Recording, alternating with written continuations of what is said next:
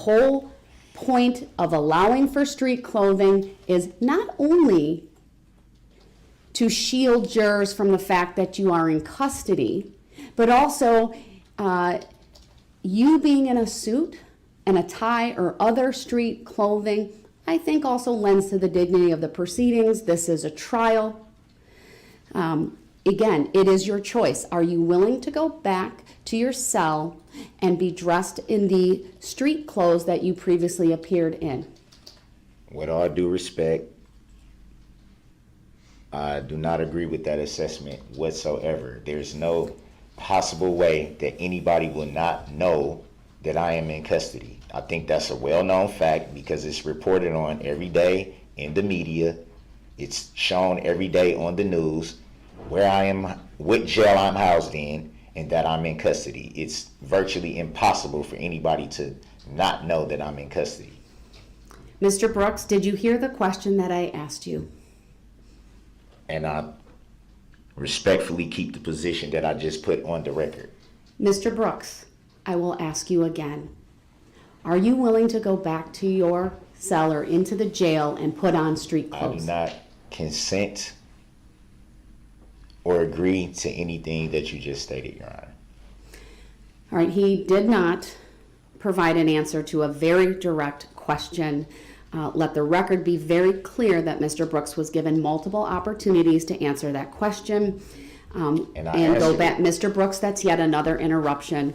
I will advise you, sir, that at any point in time, if you wish to put street clothes on, I would give you that opportunity to do so. You've already heard it is my preference. You've already heard me advise you regarding the steps that have been taken to shield the fact that you are in custody from the jurors. You refuse to answer my question about whether you would go back to the jail. That's another interruption. So based on his refusal and his choice to come, that's another interruption. Based upon his failure to answer my question directly, I will take that as a non-response, but he came to court here today. That's another interruption. I will take that because he's come to court here today in his jail attire, that is a choice that he has made freely, voluntarily and intelligently. No one has forced him to come to jail in those clothes. This court is encouraging him not to. He's appeared previously in his street clothes in what I would describe as a very nice suit and tie, but it is his choice to not do that, and we will proceed accordingly. So while we're on the record, may I challenge the subject matter jury? No, you may not, sir. You need to file a motion in order to do that. So Mr. the Brooks? motions I filed haven't even been responded to. I gave Mr. Brooks, you're interrupting me yet again. You just weren't speaking. All right, so Mr. Brooks, you are now going to be removed to the other courtroom. I don't consent to that. I have had a dozen or more interruptions. We'll be off the record while we do that. Thank you, everyone. I don't agree to a stop, or I move for a motion to dismiss for being under duress and being coerced into a contract that I did not consent or agree to. I do not agree. I have a right to be present for trial.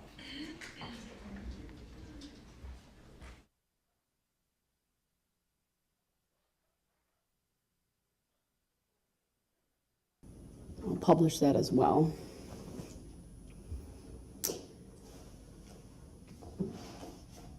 All right, we are back on the record. Appearances are as they were before. I need to make a record that at 8:42 a.m. this court ordered Mr. Brooks be removed from the courtroom due to repeated interruptions and disruption with the court. This, of course, comes on the recent history with Mr. Brooks. On every day that we have been in court since Monday, he has shown a complete and utter disrespect for the simple rules of civility. He has been removed from the courtroom multiple times. This morning alone, he started interrupting this court within a minute of the court calling the case. I should also make a record at the moment he is muted because of the way that he was removed from the courtroom and his conduct since. I have been given just a bit of information about it. I will advise everyone that I have required that the Sheriff's Department file a written report with the court regarding Mr. Brooks's conduct. I'm told that he would not sit down while in this courtroom in order to have the shackles removed so that he could be taken to the other courtroom, that he was resisting, that at one point he took off a shoe, and it appeared to the deputies that he was going to throw the shoe. You can see that he is seated with his back to the court or to the camera. He took his shirt off as well. I'm also told that he is threatening to throw and break items. I want to give him headphones since he has claimed in the past to be hard of hearing in one ear, but given his statement that he would throw and break things, unless he can pledge to this court that he will not do that, I'm not going to provide that information. I will advise that the audio in that courtroom should be turned up accordingly so that it is louder than it has been. I've also been advised that the audio and visual equipment is working in that courtroom. The deputies that are in there can see and hear the court through the Polycom system. Today is a little bit different in that there is no Zoom. And so, but this court, with the blessing of technology in this new building, have the ability to call in one room system to the other. That is why we're able to see and, when appropriately, hear him when unmuted. And then there are the 4 camera angles that are presently from this courtroom. I have the camera in the other courtroom on a single camera since he's the only individual in there. This court has, in essence, extended this courtroom to the neighboring courtroom. While there is ample evidence in the record, not only through the proceedings up to this point, but this morning alone, that through his conduct, he has forfeited his right to be present, I'd also make a finding that he is appearing from that courtroom, and that because of the audio and visual equipment and system that we have in place, that it is the functional equivalent of being present in this courtroom.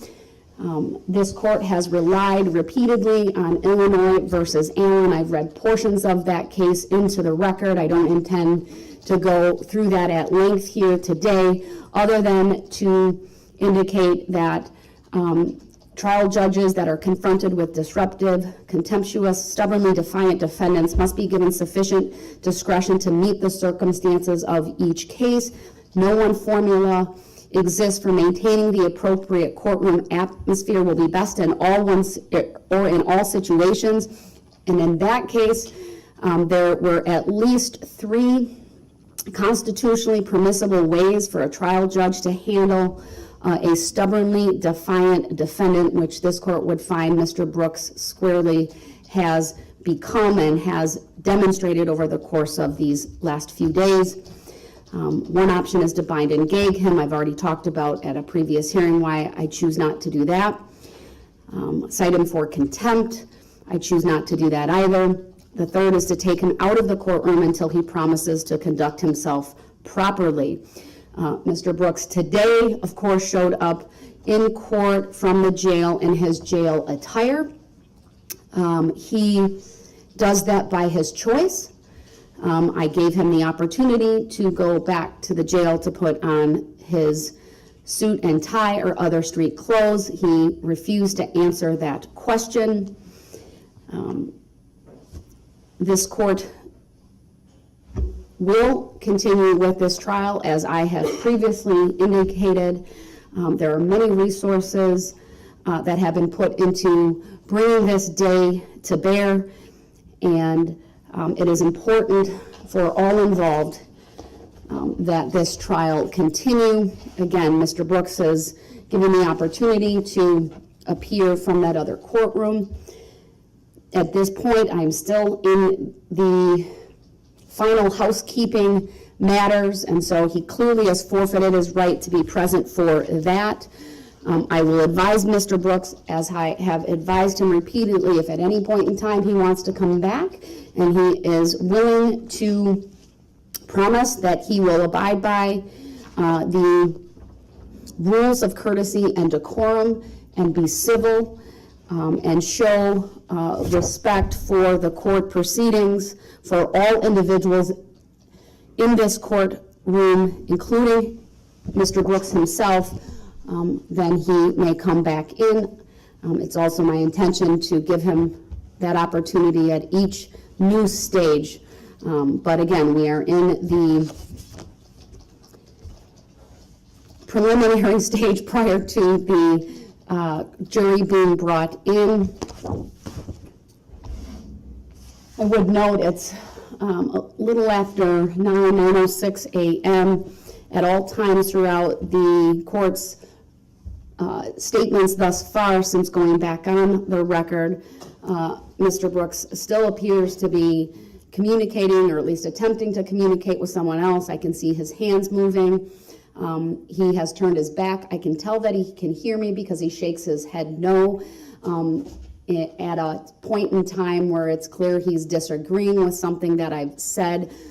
I believe he can adequately hear, and that his statement earlier in the proceedings that he's hard of hearing is simply another tactic of his to disrupt, to delay, to create chaos. I will further advise Mr. Brooks that his continued behavior, whether it be appearing in court in jail attire, whether it be causing disruptions in front of the jury, that he does all of those things at his peril.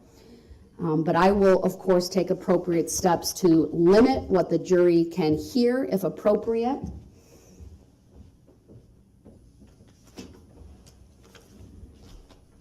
All right, I've received a note, we need to reset the Polycom system, so I'm not sure what that means. I'll find out, and if appropriate, make a record as to why and whether that impacted anything that was happening in the other room.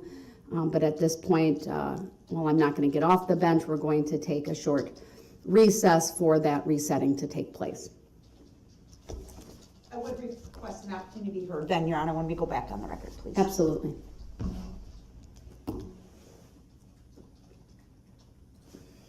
The system has been reset. The information I received was that all of a sudden the audio was only going through 2 speakers and not all of them.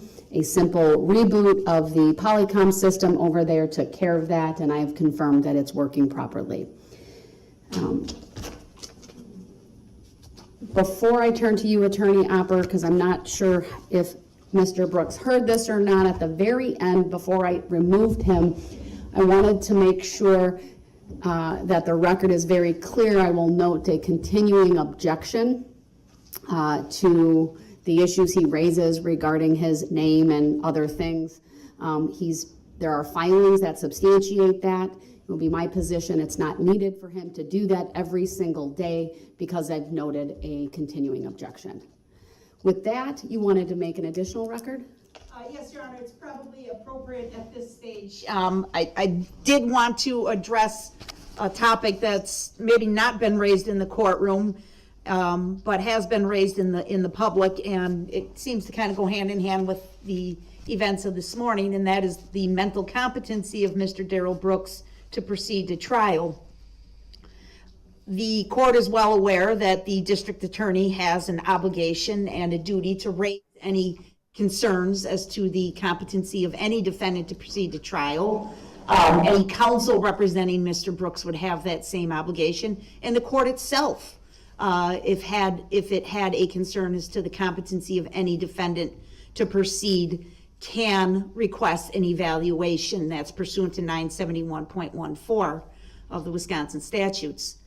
At no time has anyone involved in this case had a competency concern, and I say that based on the fact that Mr. Brooks has made multiple court appearances, most of them before Your Honor, but at least initially he appeared before two court commissioners. He's had counsel representing him up until last week on this case, and you've made a record with Attorney Perry previously as to Mr. Brooks' ability to understand what's going on and his ability to participate in his own defense. You made a thorough record last week when you went through his waiver of right to an attorney and his absolute desire that he expressed multiple times to represent himself. I would also add to the record, and I will provide this at a later time, what I referenced yesterday, the jail calls that are all recorded. I will make a record at a later time. I'll prepare an exhibit and have it made as a court exhibit as to some of the discussions he's had with other individuals. He makes multiple phone calls every day, and they are all listened to. He is coherent, he is intelligent, he knows the issues in the courtroom, he discusses what happened in court that day with these individuals he's speaking to. I am thoroughly convinced, Your Honor, that Mr. Brooks is 100% competent to proceed to trial, that his mental capacity is not reduced in any fashion. Anybody that thinks otherwise has no involvement with this case. I would reference the court to today's filing, which Mr. Brooks provided. It is extremely well written. His handwriting is immaculate. It's perfect. The punctuation, the grammar is 100% accurate. He drafted this himself in his jail cell last night, I presume. Maybe it was this morning.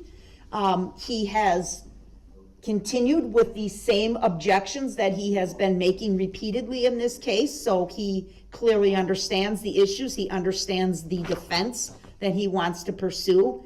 He undertook the effort to have this form notarized by a jail employee so that it is a signed and sworn affidavit. Absolutely no concerns on the part of the state of Wisconsin that Mr. Brooks has any deficiency in his competency. We are 100% convinced that these actions of Mr. Brooks are deliberate and intentional, and they have escalated, and the court has seen this since August 25th or so, as the motions were decided by the court, most of them to his detriment. His behavior became more and more difficult in the courtroom. It started out less aggressive with him sleeping and asking to be able to leave the courtroom. Then we had a toothache. Then we had a situation where he didn't want to come to court, was refusing to come to court. The record will be clear, Your Honor, that each time, and the Sheriff's Department has done an absolutely fantastic job dealing with Mr. Brooks fairly, professionally, respectfully at all times. We concur 100% with the record you just made as to what happened after the recess at about 8:42 this morning as to Mr. Brooks' conduct. These are deliberate actions on his part as we get closer and closer and closer to actually presenting this case to a jury, that he is attempting to derail these proceedings and avoid the inevitable. And I want to make that record. I tell this court as an officer of the court, we have zero concerns as to the mental competency of Darrell Brooks to proceed. And we have had many, many dealings with him on the record and off the record that I base that on. I also wanted to add one other comment as to the court's record as to the need to proceed with this trial. We concur 100%. We would also note it's not just a matter of resources. It's the need to proceed to justice. It's the need to get justice for the crime victims who have patiently attended every one of these hearings. They have a constitutional right to trial. They have a constitutional right to a speedy disposition of this case. And that doesn't mean hasty, that doesn't mean reckless. It means efficient administration of justice. And this court has provided that to the crime victims. And we think that's another reason that Mr. Brooks' antics, which is all they are, clearly speak for themselves. This is not his inability to understand what's going on by any stretch. Thank you, Attorney Opper, and I do appreciate you raising that with the court because I share your observations that you've just noted on the record. I would adopt them fully as if they were my own and make them part of the findings that I've already made on the record. Obviously, I personally haven't listened to the jail phone calls that you referenced, but I do take your statements as an officer of the court. I look forward to further reviewing them, if need be, changing any conclusions that I've reached here today, and I would require you to file that exhibit so that that can be part of the record as well. I would also add to what you have just stated. This court has read through not one, not two, not three, but 4 evaluations related to the special plea that was withdrawn. And those are very recent evaluations where the examiners met face-to-face in the jail or in an appropriate visitation room with Mr. Brooks, either in July or August of this year. And every single one of those individuals did a mental status exam that's noted in their reports. Frankly, the behavior that we're starting to see here is no different than some of the behavior that was noted by those examiners as well. This behavior is frankly more in line with someone who's defiant, deliberate, and in line with the conclusions related to whether he suffers from a mental disease or defect that would qualify for a special plea. I've not gone into much detail, and I won't. Those documents are part of the record, but it's very clear to this court that everything that he has done, as outlined by the state and as made evident on the record of these proceedings, that it is the sole intent of Mr. Brooks to make a mockery of this process. And I've stated, and I'll state it again, I'm not going to tolerate it, but there is, I believe this trial needs to continue, should continue, not only for Mr. Brooks as the accused, who also has the right to a speedy disposition. He hasn't exercised it. The victims have a right to a speedy disposition. And it's important for the justice system to go forward with this proceeding. We are at the stage where we are at with Mr. Brooks muted in another courtroom because of his defiant actions. No one else.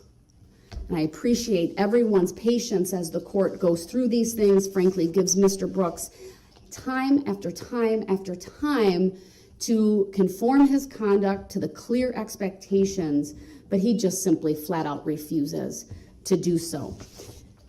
So what I'd like to do is finish with the approval of the jury instructions, the preliminary jury instructions. I will make a record that Mr. Brooks did not file anything in writing regarding a proposed jury instruction, as he was advised to do yesterday. If he wanted me to consider something, I believe we had a very clear discussion on the record about that. He was given a full copy of the draft preliminary jury instructions. He was part of that conference that we held yesterday. There was even a discussion regarding where he could find jury instructions with the legal materials that he has access to in the jail. Although he didn't take it with to his cell yesterday, he has had the selected statutes that I referenced yesterday that also have the rules of evidence. And so I wanted to make that record.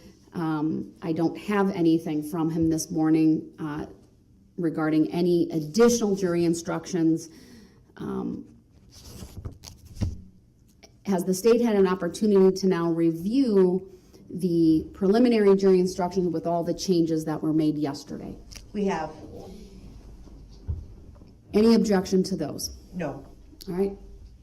Mr. Brooks, I'm going to unmute and ask you if you have any objection to the jury instructions that were provided to you yesterday. I'm specifically looking for a yes or no answer, and I'll address further if need be based upon that yes or no.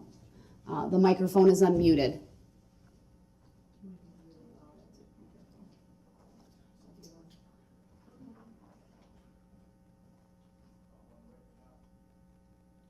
Actually, we'll need to turn him up. It's not very loud on our end. Mr. Brooks, did you say one more time? Yeah, but you know what? Your volume's a little low, so we're gonna have them adjusted over there and in here. So give us a second. Where is the microphone? It looks like it's in front of the monitor.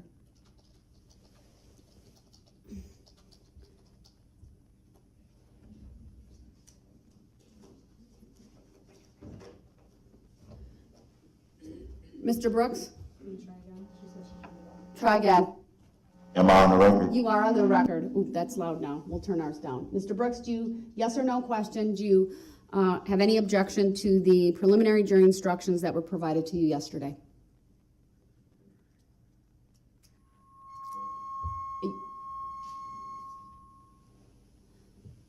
Go ahead, answer please.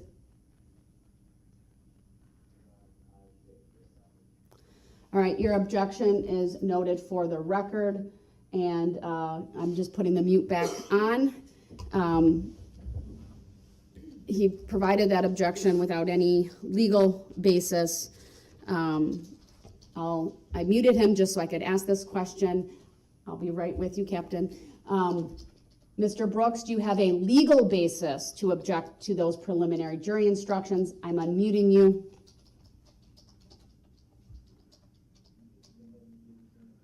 Hold on, it's the volume is not being appropriate at the moment.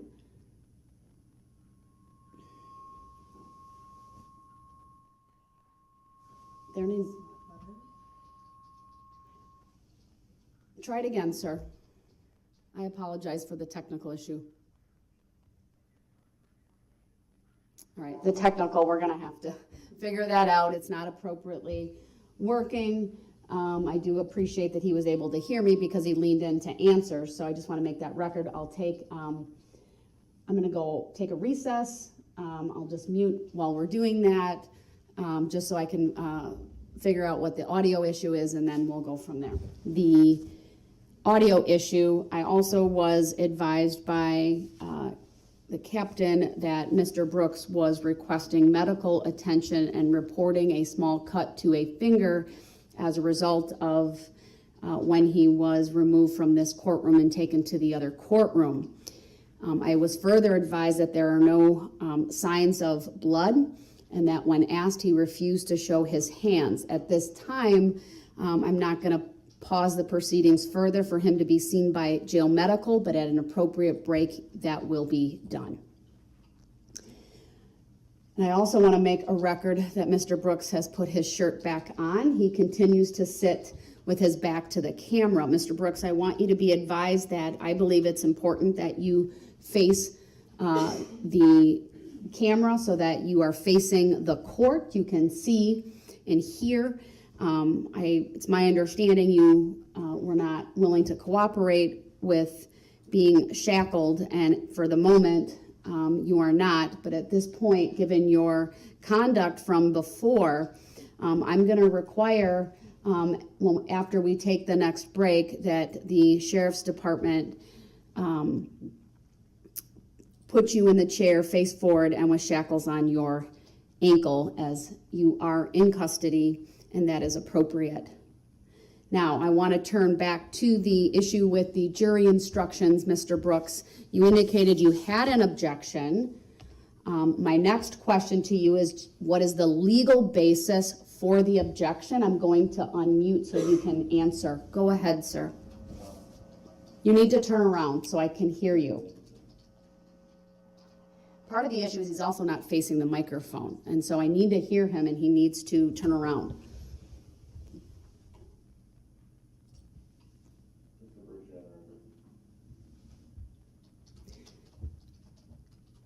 Mr. Brooks, I'll ask you once again, what is the legal basis for your objection to the jury instructions?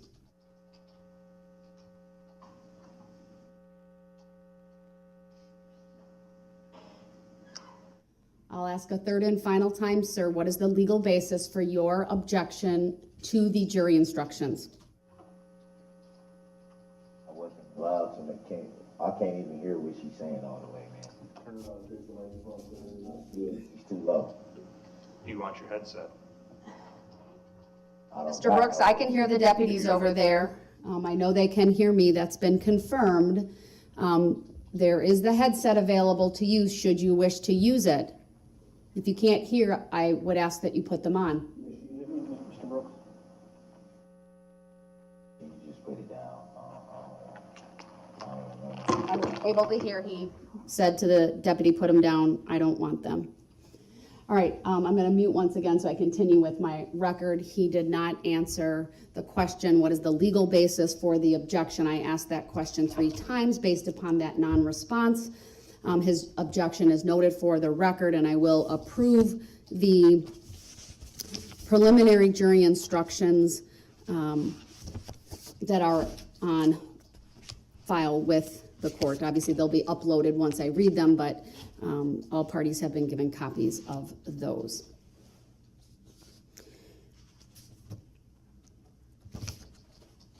Before I turn to the motion for reconsideration, you raised this earlier, at least the topic of it. Mr. Brooks presented a filing to the court this morning. I asked the bailiffs before the case was called at 8:30 if Mr. Brooks had any paperwork and to ask him if he had any filings. He then provided this piece of paper and it was photocopied. Actually, it was date stamped, then photocopied for the parties. It may have already been scanned in, I'm not sure, but it certainly will be.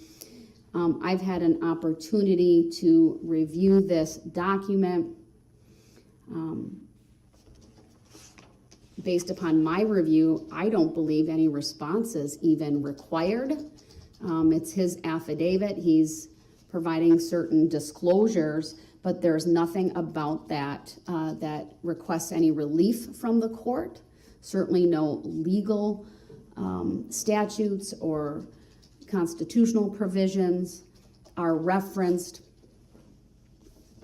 To me, it just looks like an objection that he's filing, and that will be, of course, noted for the record. Attorney Opper, anything you would want to add to the record on this, any position you are taking? No, I also viewed this as, because he labeled it objection by affidavit, I think my interpretation is he was trying to make a record for appeal that he objects to the court's previous ruling. I don't think there's anything the court needs to do with this document at this time. All right, thank you. Then we'll move on to the motion for reconsideration. And again, I'm keeping Mr. Brooks muted so that I can get through this process orderly, efficiently. When necessary, I will unmute him if the court has questions. All right, Attorney Opper, I have read through the motion. Is there anything you want to add to what you have put in your filing?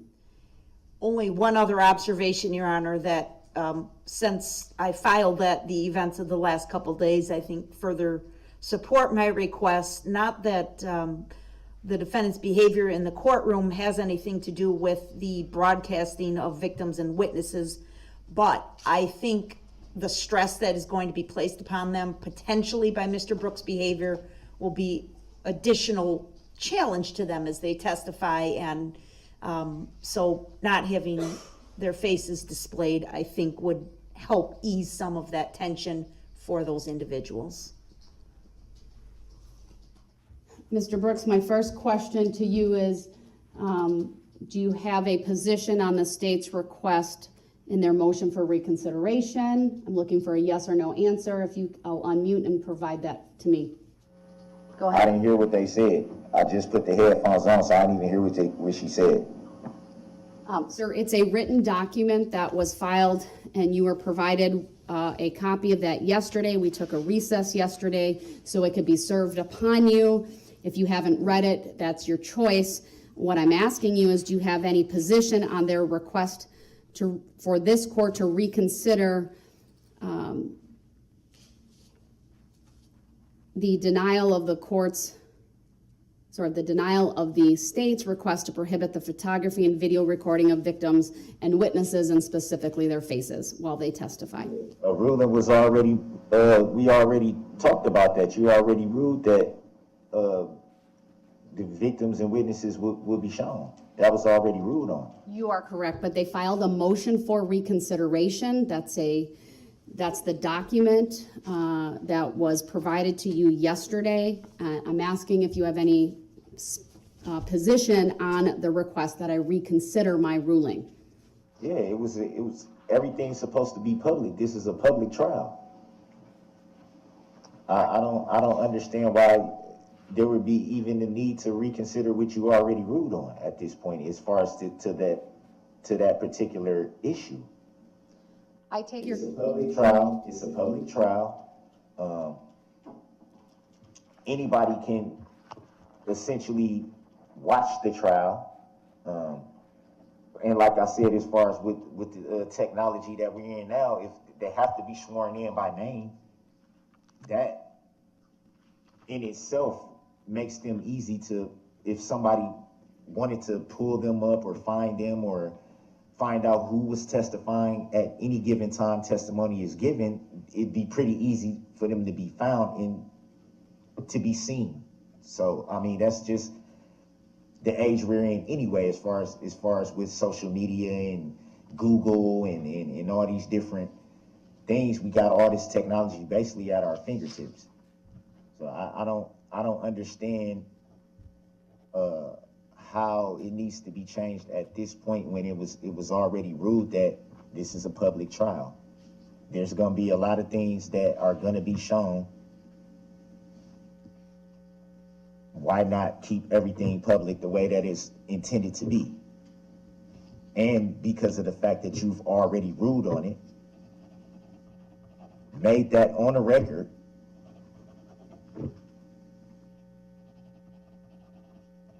let's keep it the way it is. All right, thank you, Mr. Brooks. I appreciate your legal analysis of that and your factual analysis of the prior ruling that this court gave. I thought you did an excellent job making some very good points, many of which I relied upon previously. There is a mechanism in the law for a party to bring a motion for reconsideration. Essentially, it requires that the party bringing the motion provide some new information or rely on an argument that the court aired as a matter of law in its prior ruling. The decision that I made previously and the decision that I make here today is one that is vested with the sound discretion of the court. I would note the state does rely upon a case. The case is not new, so it's clearly something that was in existence at the time of the prior motion. That's Estes versus State of Texas. It's 381 U.S. 532, but I would note it's from 1965. In 1965, I would say even in the 1980s here in Waukesha County, there was really a presumption that cameras not be allowed in courtrooms at all. We have moved vastly away from that over the course of the last couple decades, and certainly since 1965. I am certainly mindful of the potential stress that it may cause for victims and other witnesses to come into court and testify and to have their images broadcast as this trial is broadcast. Not just locally, but nationally, and frankly, anywhere in the world, anyone with a computer would want to watch. I would note, though, that prior to the point in time when this case came to trial, this court took significant efforts to keep victims' names private. There's a victim key that is on file. This court signed an order and even required Mr. Brooks to not disclose that information. That was one of the conditions set when bond was initially set. Now, that was by a court commissioner, of course, but that's still a ruling that this court adopts. In addition,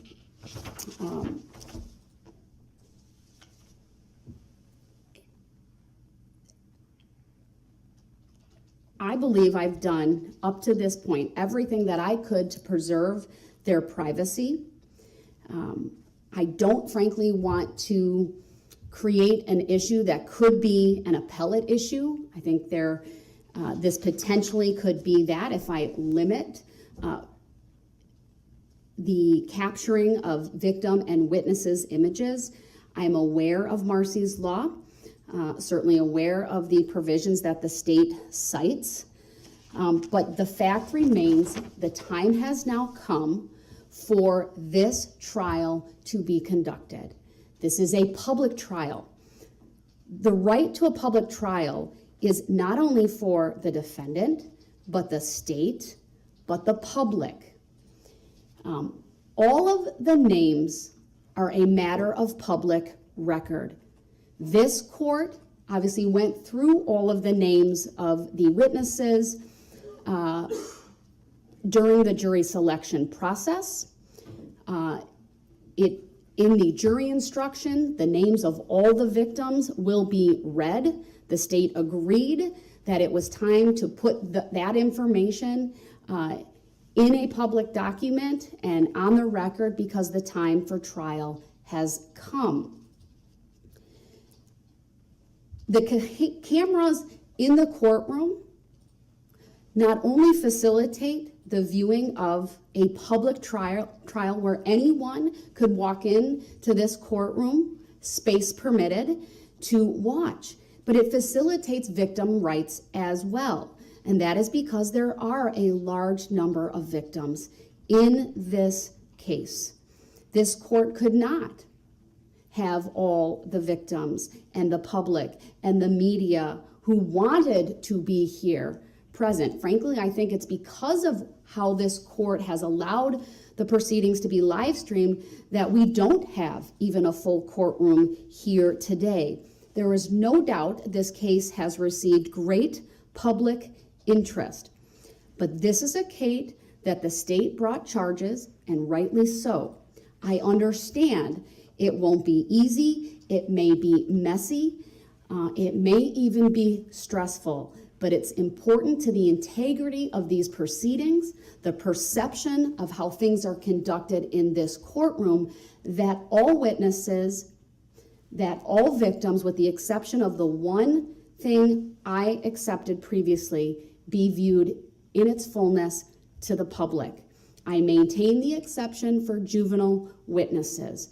They are in a special category as minors, and they, of course, if and when a juvenile witness testifies, may only be captured from the shoulders down. Their faces are not to be broadcast. Again, I am not unmindful of the impact, but in my humble opinion, the right to a public trial supersedes the other provisions, and especially in a case such as this, it's important. I would add to the record some of the points Mr. Brooks made. Not only are these names all a matter of public record, the technology that we have at our fingertips, there's Google, there's social media.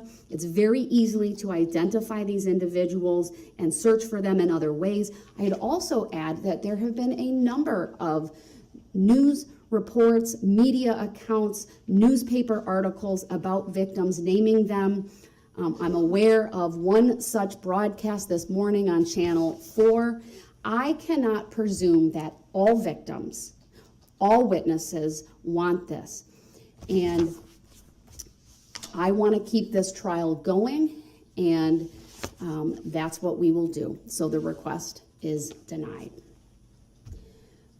All right, I believe, let me just get back to my first note that I had for this morning, that we've covered all of the outstanding issues. Your Honor, if I may, I don't want to interrupt, but I did not hear if you, I was kind of overhearing that you addressed the filing that I filed this morning. I didn't hear exactly what was said. I'm just making sure that you know that I'm not trying to interrupt. I just want clarification on what I may have missed. Tell you what I ruled previously. I've reviewed the filing. It's entitled Objection by Affidavit to the state's response and the court's opinion and order and defendant's disclosure statement by affidavit. It's an affidavit.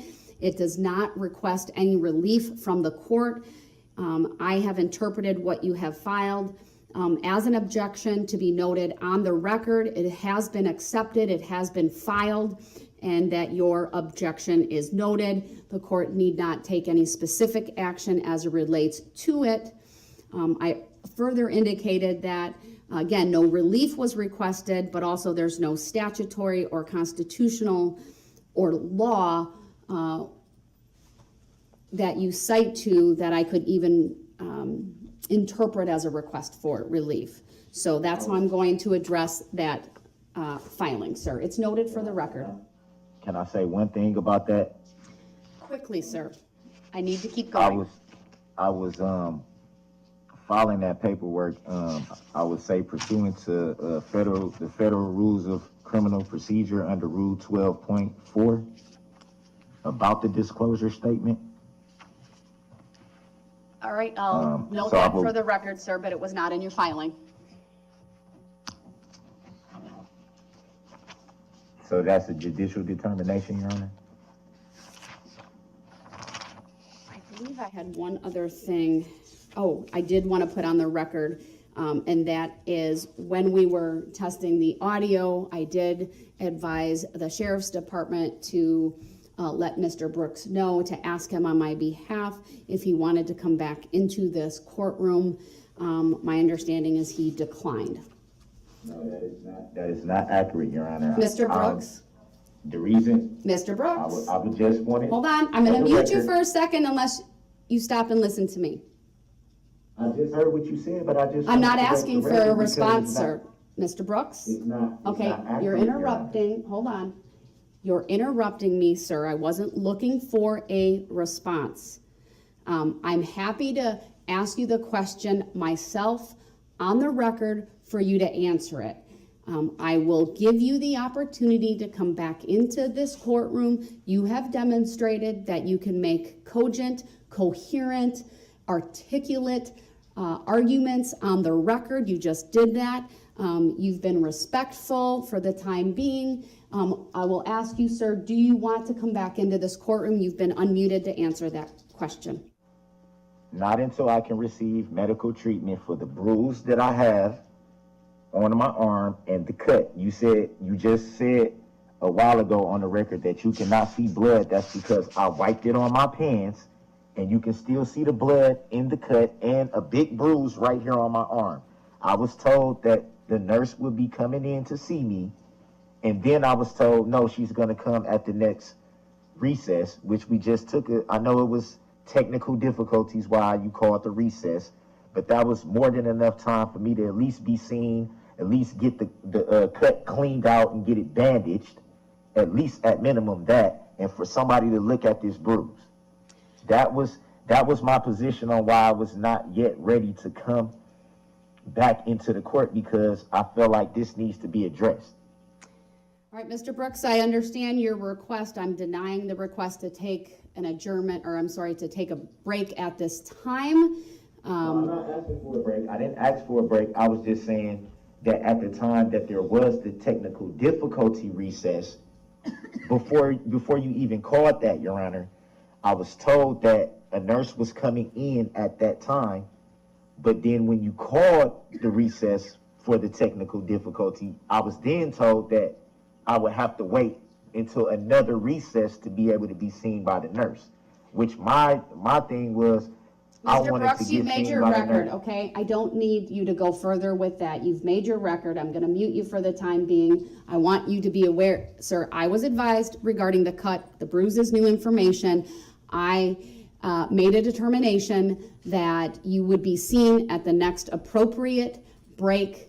From my perspective, a small cut and a bruise is not going to hold up the start of bringing the jurors in and advising them of the preliminary jury instructions. If that means the next break we take is for lunch and that's when you are seen, then that's what will happen. So I don't think I've overlooked anything, Attorney Opper, but anything you had on your list? Nothing else on my list, but we want to give Mr. Brooks one more opportunity to change out of his orange jail uniform, excuse me. That I would give him an opportunity to do. Mr. Brooks, would you like to go back and change into your suit? My position has not changed whatsoever, and it will not change, as it is my right to come into court how I would like to. Just like I should be awarded the right to be present for every proceedings in this trial. All right, I'm muting him again. I note your objection. I will take that as a clear indication you do not want to go back to the jail to change into street or civilian clothing, that you are exercising your right to dress in the jail attire. All right, then with that, I am going to just take a short recess just to have the jurors brought in. And I think Mr. Brooks needs his objection signed. We'll make sure he has it. Thank you.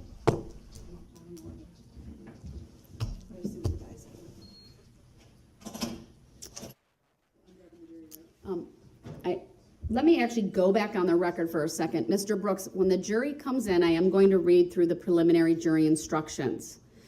Since those have been approved by the court, if you happen to raise your sign, I'll note it for the record, but I'm not going to ask you for any type of argument on that because we've already had that opportunity to do so. It will take me some time to read through the instructions. I don't know if that will take us to the lunch hour or not. The state should be potentially prepared to go through its opening. Mr. Brooks, if we do get to that point where the state is giving its opening and you have an objection, you need to write down the objection in addition to raising your hand, and I will rule on the objections after the closing statement. So you must write down the basis for the objection and what you're objecting to, in addition to holding up your sign. That's the procedure that we will follow. All right, now we're on a short break until the jury comes in.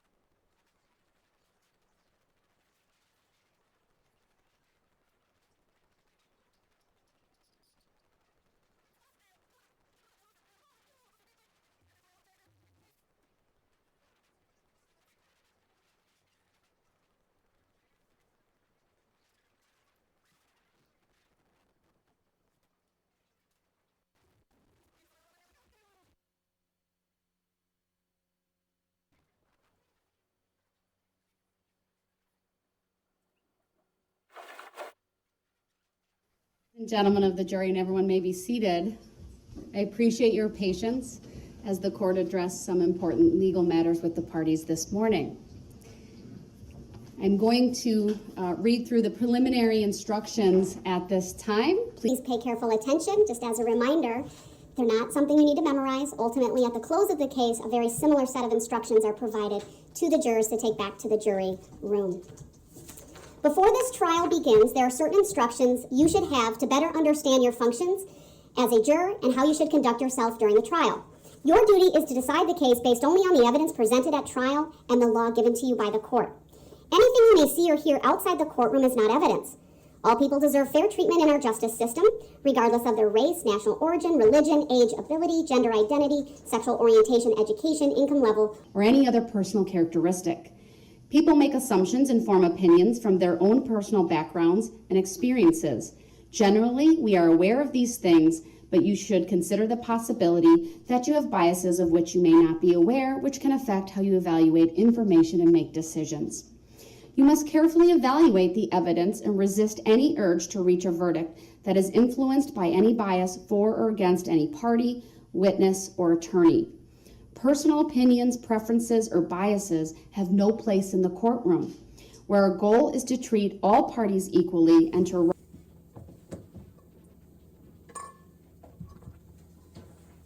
The defendant is charged with 6 separate counts of first-degree intentional homicide, use of a dangerous weapon. The first count of the information in this case charges that Darrell E. Brooks, on or about Sunday, November 21 of 2021, on Main Street in the city of Waukesha, Waukesha County, Wisconsin, did cause the death of Virginia Sorensen with intent to kill that person and while using a dangerous weapon. Contrary to sections 940.01 sub 1 sub A, 939.50 sub 3 sub A, and 939.63 sub 1 sub B of the Wisconsin statutes. The second count of the information in this case charges that Darrell E. Brooks, on or about Sunday, November 21 of 2021, on Main Street in the city of Waukesha, Waukesha County, Wisconsin, did cause the death of Leanna Owen with intent to kill that person and while using a dangerous weapon, contrary to sections 940.01 sub 1 sub A, 939.50 sub 3 sub A, and 939.63 sub 1 sub B of the Wisconsin and 939.63 sub 1 sub B of the Wisconsin statutes. The sixth count of the information in this case charges that Darrell E. Brooks, on or about Sunday, November 21 of 2021, on Main Street in the city of Waukesha, Waukesha County, Wisconsin, did cause the death of Jackson Sparks with intent to kill that person and while using a dangerous weapon, contrary to section 940.01 sub 1 sub A, 939.50 sub 3 sub A, and 939.63 sub 1 sub B of the Wisconsin statutes. The defendant has entered a plea of not guilty to each one of these charges, which means the state must prove every element of each offense charged beyond a reasonable doubt. First-degree intentional homicide, as defined in section 940.01 of the Criminal Code of Wisconsin, is committed by one who causes the death of another, if any, and from all the facts and circumstances in this case bearing upon intent. Intent should not be confused with motive. While proof of intent is necessary to a conviction, proof of motive is not. Motive refers to a person's reason for doing something. While motive may be shown as a circumstance to aid in establishing the guilt of a defendant, the state is not required to prove motive on the part of a defendant in order to convict. Evidence of motive on or about Sunday, November 21 of 2021, on Main Street in the city of Waukesha, Waukesha County, Wisconsin, did recklessly endanger the safety of Sasha Catalan Castillo under circumstances which show utter disregard for human life and while using a dangerous weapon, contrary to section 941.30 sub 1, 939.50 sub 3 sub F, and 939.63 sub 1 sub B of the Wisconsin statutes.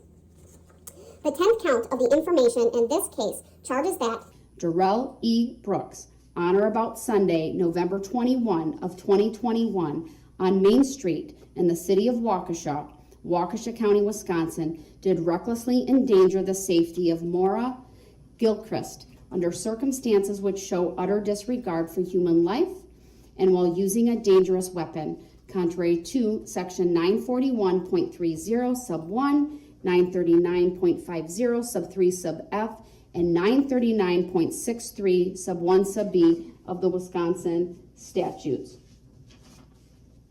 The 11th count of the information in this case charges that Darrell E. Brooks, on or about Sunday, November 21 of 2021, on Main Street in the city of Waukesha, Waukesha County, Wisconsin, did recklessly endanger the safety of Justin Gullickson under circumstances which show utter disregard for human life and while using a dangerous weapon, contrary to section 941.30 sub 1, 939.50 sub 3 sub F, and 939.63 sub 1 sub B of the Wisconsin statutes.